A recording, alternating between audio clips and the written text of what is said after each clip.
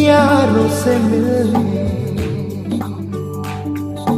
बन ठन के निकले हम,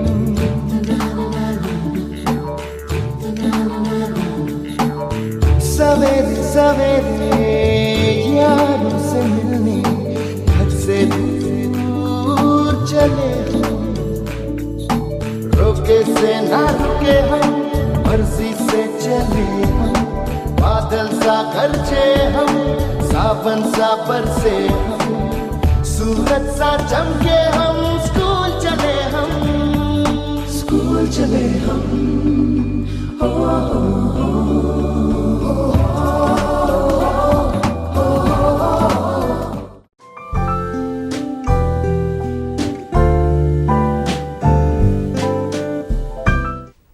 नमस्ते बच्चों, हिंदी की डिजिटल कक्षा में आपका स्वागत है। आज हम एक पाठ पढ़ने जा रहे हैं जिसका पहला भाग आप पढ़ चुके हैं। आइए इस वीडियो को देखेंगे। पर्वत कहता शीश उठाकर तुम भी ऊंचे बन जाओ, तुम भी ऊंचे बन जाओ। सागर कहता है लहरा कर, सागर कहता है लहरा कर, मन में गहराई लाओ, मन में गहराई लाओ। समझ रहे हो क्या कहती है, समझ रहे हो क्या कहती है। उठ उठ गिर कर तरल तरंग, उठ उठ गिर कर तरल तरंग। भर लो अपने मन में, भर लो अपने मन में, मीठे मीठे मृदुल उमंग, मीठे मीठे मृदुल उमंग। पृथ्वी कहती धैर्य न छोड़ो, पृथ्वी कहती धैर्य न छोड़ो। कितना ही हो सिर पर भार, कितना ही हो सिर पर भार। नभ कहता है फैलो इतना, नभ कहता है फैलो इतना। ढक लो तुम सारा संसार, ढक लो तुम सारा संसार। हाँ तो प्यारे बच्चों, कविता आपने सुनी है ना। इस कविता को और भी दूसरे ढंग से गा सकते हैं, यह भी एक बार ध्यान से सुन लीजिए। पर्वत कहता शीश उठाकर तुम भी ऊंचे बन जाओ, तुम भी ऊंचे बन जाओ। सागर कहता है लहरा कर मन में गहराई लाओ, मन में गहराई लाओ। समझ रहे हो क्या कहती है, समझ रहे हो क्या कहती है। उठ उठ गिर कर तरल तरंग, उठ उठ गिर कर तरल तरंग। भर लो मन में अपने मीठे मीठे मृदुल उमंग, मीठे मीठे मृदुल उमंग। पृथ्वी कहती धैर्य न छोड़ो, कितना ही हो सिर पर भार, कितना ही हो सिर पर भार। नभ कहता है फैलो इतना, ढक लो तुम सारा संसार, ढक लो तुम सारा संसार। कुछ याद आया बच्चों? आपने बिल्कुल सही पहचाना। आज हम प्रकृति की सीख भाग 2 के बारे में पढ़ेंगे। पृथ्वी कहती धैर्य न छोड़ो, कितना ही हो सिर पर भार। नभ कहता है फैलो इतना, ढक लो तुम सारा संसार। हाँ बच्चों, आपने इन पंक्तियों को ध्यान से पढ़ा होगा। आइए इन प्रश्नों के उत्तर दीजिए।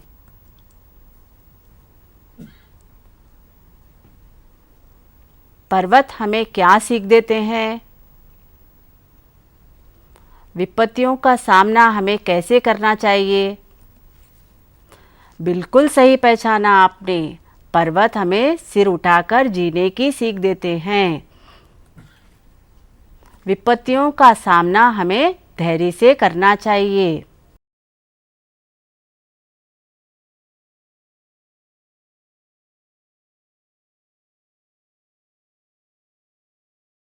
आइए बच्चों, कविता की पंक्तियों को पूरा कीजिए।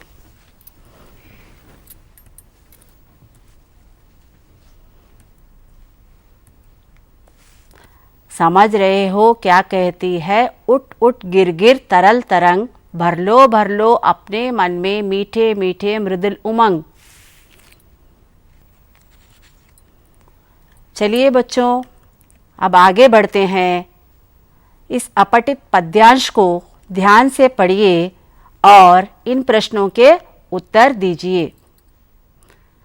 प्रकृति तेरी अजब कृति, नित नई तेरी आकृति, खनिज तत्वों का भंडार, तुझ में माँ की ममता है, तुझ में अजब क्षमता है। प्रकृति का आकार कैसा है? प्रकृति में किसका भंडार है? माँ शब्द का पर्याय लिखिए। माँ जैसी ममता किसमें है? बिल्कुल सही पहचाना बच्चों। प्रकृति का आकार अजब है। प्रकृति में खनिज तत्वों का भंडार है। माता, जननी, अम्मा। माँ जैसी ममता प्रकृति में है।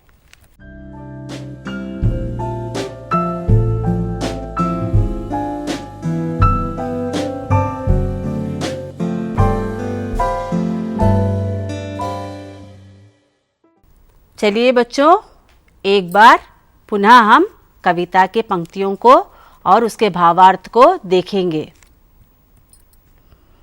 पर्वत कहता शीश उठाकर तुम भी ऊंचे बन जाओ, सागर कहता है लहराकर मन में गहराई लाओ।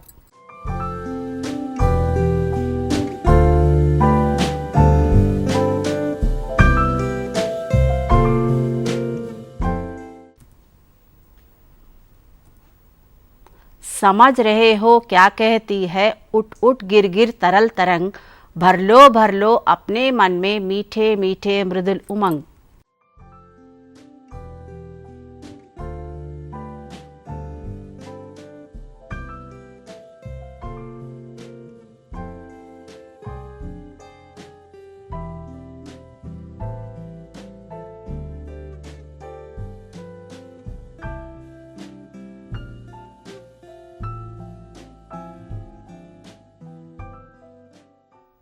पृथ्वी कहती धैर्य न छोड़ो, कितना ही हो सिर पर भार। नभ कहता है पहलो इतना ढक लो तुम सारा संसार।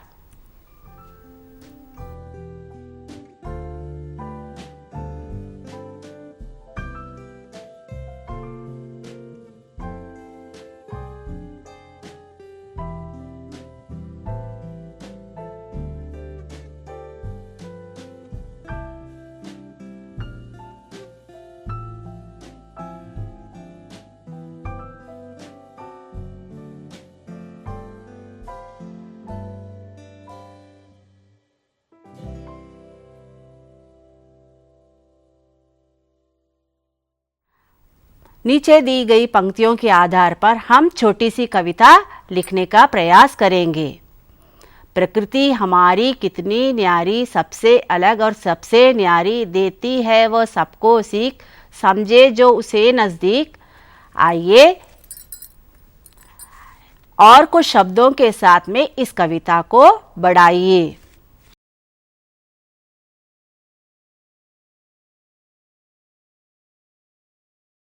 बच्चों, आपने प्रकृति की सीख कविता की पंक्तियों में किन किन शब्दों पर ध्यान दिया है? जैसे समुद्र, समुद्र का पर्याय सागर, वारिधि, जलधि। समुद्र का पानी खारा होता है। ये चित्र में सूरज है, सूरज का पर्याय सूर्य, रवि, भास्कर। सूरज पूरब में उगता है। पहाड़, पहाड़ का पर्याय गिरी, पर्वत, शैल। पहाड़ पर हिम है। धरती, धरती का पर्याय भूमि, अवनी, पृथ्वी। ये धरती अनेक खनिजों से भरी है। गगन, गगन का पर्याय आकाश, अंबर, नभ। गगन में बादल छाए हुए हैं। बच्चों, आपने इन पर्याय शब्दों को देखा है। फिर पुनः एक बार इन पर्याय शब्दों को हम देखेंगे। बच्चों, हमने इन पर्याय शब्दों को देखा है। पुनः एक बार हम पर्याय शब्दों पर ध्यान देंगे। समुद्र, सागर, वारिधि, जलधि। पहाड़, गिरी, पर्वत, शैल। धरती, भूमि, अवनी, पृथ्वी। गगन, आकाश, अंबर, नभ। सूरज, सूर्य, रवि, भास्कर।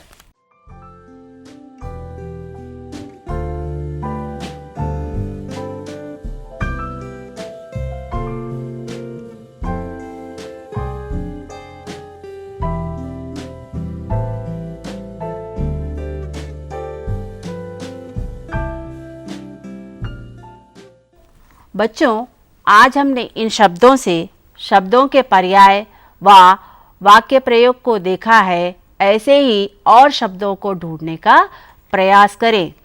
आइए बच्चों, हम विलोम की परिभाषा की ओर बढ़ेंगे। परस्पर विपरीत अर्थ देने वाले शब्द विलोम शब्द कहलाते हैं। तत्सम शब्द का विलोम तत्सम और तद्भव शब्द का विलोम तद्भव में ही देना चाहिए। आइए कुछ उदाहरणों को हम देखेंगे।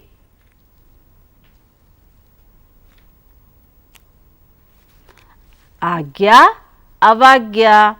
हमें किसी की अवज्ञा नहीं करनी चाहिए। उचित, अनुचित। हमें बड़ों के साथ अनुचित व्यवहार नहीं करना चाहिए। पाप, पुण्य। श्रवण कुमार ने माता पिता की सेवा कर पुण्य कमाया। सत्य, असत्य। हमें असत्य नहीं बोलना चाहिए। उदय, अस्त। सूर्य पश्चिम दिशा में अस्त होता है।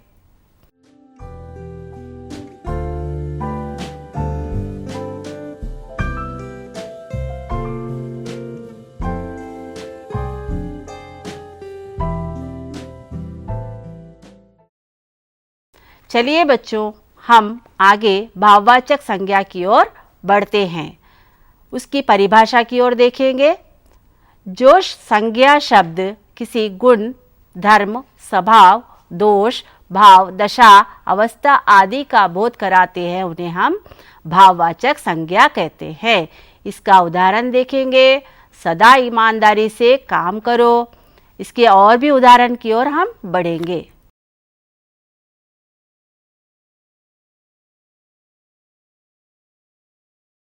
भाववाचक संज्ञा जातिवाचक से भाववाचक में बदलती है। उसके कुछ उदाहरण देखेंगे। बच्चा, बचपन। लड़का, लड़कपन। देव, देवत्व। कवि, कवित्व। युवा, यौवन। बूढ़ा, बुढ़ापा।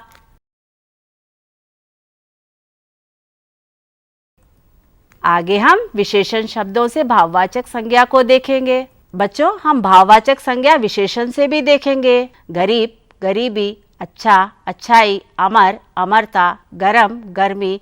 हरा, हरियाली। गहरा, गहराई। कठोर, कठोरता। कुटिल, कुटिलता।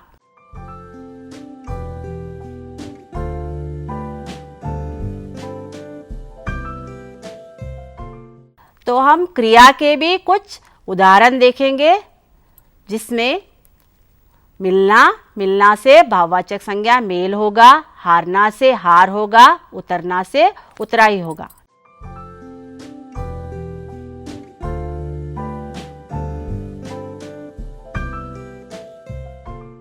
भाववाचक संज्ञा सर्वनाम द्वारा भी हो सकती है। आप से आपा, निज से निजता।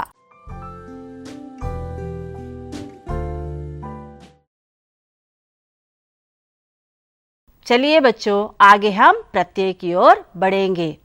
प्रत्यय।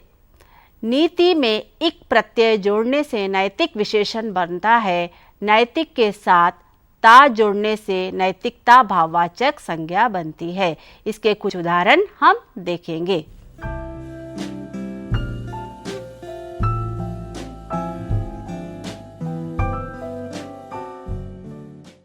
बच्चों, इक प्रत्यय और ता प्रत्यय पर ध्यान दीजिए। धर्म में इक मिलाने से धार्मिक बनता है। धार्मिक में ता मिलाने से धार्मिकता बनती है।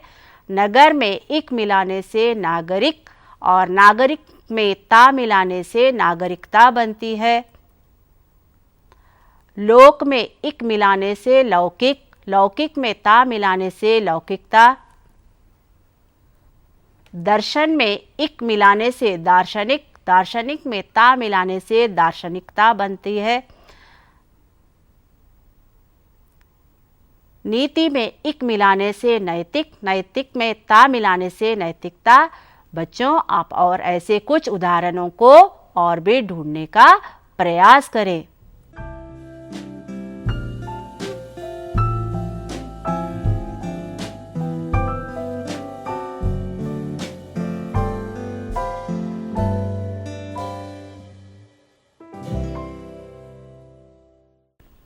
बच्चों, हमने प्रकृति की सीख कविता के बारे में पढ़ा है।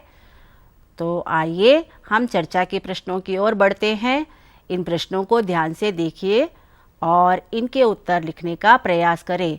इनमें कोई कठिनाई आती हो तो आप अध्यापक व मित्रों की सहायता लेकर उसको लिखित अभ्यास में कीजिए।